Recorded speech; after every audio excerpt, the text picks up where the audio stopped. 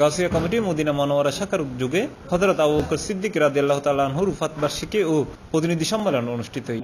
প্রতি মাসের 10 তারিখ আমরা যে মাহফিল করি, মাহফিলের সাথে আমাদের গাউসিয়া কমিটির সম্মানিত প্রধান উপদেষ্টা শাখার ভারপ্রাপ্ত সভাপতি মাওলানা করিমউদ্দিন নূরীর সভাপতিত্বে এর প্রধান অতিথি হিসেবে উপস্থিত আছেন গাউসিয়া কমিটি বাংলাদেশের কেন্দ্রীয় যুগ্ম সচিব আলহাজ অ্যাডভোকেট মোসাহিবউদ্দিন বখতিয়ার। আলোচনাত অংশ লই খন্দকার আসগর আলী, মাওলানা অলিউল্লাহ, মোহাম্মদ গিয়াসউদ্দিন, গাজী আব্দুল্লাহ ও মাওলানা মহিউদ্দিন।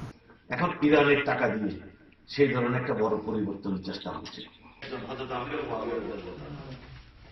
তাদেরকে যারা অনুসরণ করবে তারাই না। অনুষ্ঠানে 2019-2021 পর্যন্ত 2 বছর হলে মাওলানা সিরাজুল ইসলামের সভাপতি মোহাম্মদ আইয়ুব মিয়াদিরে সাধারণ সম্পাদক করে 41 সদস্য বিশিষ্ট গাউসিয়া কমিটির কার্যকরী পরিষদ গঠন করা হয়। পরে বিশ্ব মুসলিমুর সুখ শান্তি ও কল্যাণ আল্লাহ দোয়া করে ডাহা মগবাজার দরবারের পীর আল্লামা মোহাম্মদ মাহবুবুল্লাহ।